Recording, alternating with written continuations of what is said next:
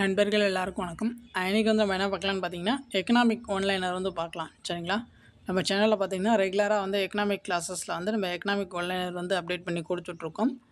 நம்மளுடைய channel subscribe பண்ணாதவங்க subscribe பண்ணி இதை ரெகுலராக வந்து ஃபாலோ பண்ணி வச்சுக்கோங்க. சரிங்களா? சரி, வாங்க பார்க்கலாம். இன்றைக்கி வந்து நம்ம என்ன பார்க்கலான்னு பார்த்தீங்கன்னா, நாட்டு வருமானம். சரிங்களா? அதை பற்றி கொஞ்சம் நம்ம பார்க்கலாம்.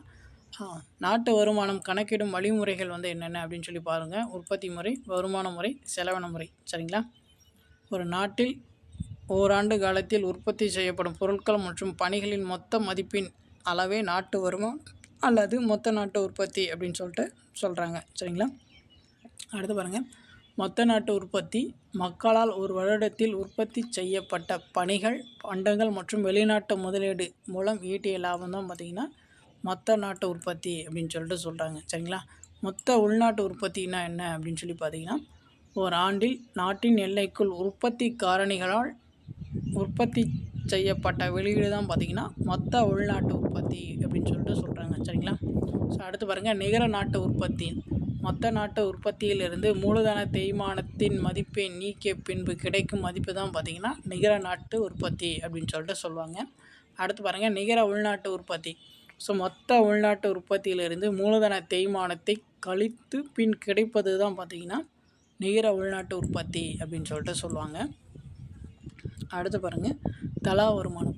ஸோ தலா வருமானம்னா என்ன அப்படின்னு சொல்லி பார்த்திங்கன்னா, நாட்டு வருமானத்தை மக்கள் தொகையால் வகுப்பதால் கிடைப்பது தான் பார்த்திங்கன்னா தலா வருமானம் அப்படின்னு சொல்லிட்டு சொல்கிறாங்க. நாட்டு வருமானத்தை மக்கள் தொகையால் வகுப்பதால் கிடைப்பது தான் பார்த்திங்கன்னா தலா வருமானம். அடுத்து பாருங்கள். தனிப்பட்ட வருமானம். ஸோ நேர்முக வரி விதிப்பிற்கு முன் தனிநபர் மற்றும் குடும்பத்தின் மூலம் அனைத்து ஆதாரங்களிலிருந்து பெறப்படுகின்ற வருமானம் தான் பார்த்திங்கன்னா தனிப்பட்ட வருமானம் அப்படின்னு சொல்லிட்டு சொல்கிறாங்க. நேர்முக வரி விதிப்பிற்கு முன் தனிநபர் மற்றும் குடும்பத்தின் மூலம் அனைத்து ஆதாரங்களிலிருந்து பெறப்படுகின்ற வருமானம் தான் பார்த்திங்கன்னா தனிப்பட்ட வருமானம் அப்படின்னு சொல்கிறாங்க. அடுத்து பாருங்கள். தேசிய உற்பத்தியின் அளவீடு பொருளாதார மேம்பாட்டு குறியீடாக கருதப்படுவது தான் பார்த்திங்கன்னா நிகர நாட்டு உற்பத்தி அப்படின்னு சொல்லிட்டு சொல்கிறாங்க. சரிங்களா? அடுத்து பாருங்கள். பொருளாதார மேம்பாட்டின் குறியீடாக கருதப்படுவது வந்து என்ன அப்படின்னு சொல்லி பார்த்திங்கன்னா நிகர நாட்டு வருமானம். சரிங்களா? பொருளாதார மேம்பாட்டின் குறியீடாக கருதப்படுவது வந்து நிகர நாட்டு வருமானம். அடுத்து பாருங்கள். 1934 ஐஎன்சி அறிக்கைப்படி ஜிடிபியின் நவீன கருத்தை முதலில் உருவாக்கியவர் வந்து யார் பார்த்தீங்கன்னா சைமன் குஸ்னெட். ஜிடிபி என்ற நவீன கருத்தை உருவாக்கியவர் வந்து சைமன் குஸ்னெட். எப்போன்னு பார்த்துக்கோங்க, 1934. அடுத்து பாருங்கள். ஜிடிபி 3 முறைகளில் கணக்கிடப்படுகிறது. ஸோ என்னென்னு பார்த்துக்கோங்க. உற்பத்தி முறை, வருமான முறை, செலவின முறை. அடுத்து பாருங்கள். நாட்டின் பொருளாதார நிலையை அறிய பயன்படும் நடவடிக்கை மொத்த உள்நாட்டு உற்பத்தி எனப்படும். நாட்டின் பொருளாதார நிலையை அறிய பயன்படும் நடவடிக்கை பார்த்திங்கன்னா மொத்த உள்நாட்டு உற்பத்தி. அடுத்து பாருங்கள். ஜிடிபி ஆவணங்களை பாதுகாப்பது மத்திய புள்ளியியல் அமைப்பு. உடைய தலைமையிடம் பார்த்திங்கன்னா டெல்லியில் இருக்குது. ஜிடிபி ஆவணங்களை பாதுகாப்பும் முக்கிய அமைப்பு பார்த்திங்கன்னா மத்திய புள்ளியியல் அமைப்பு.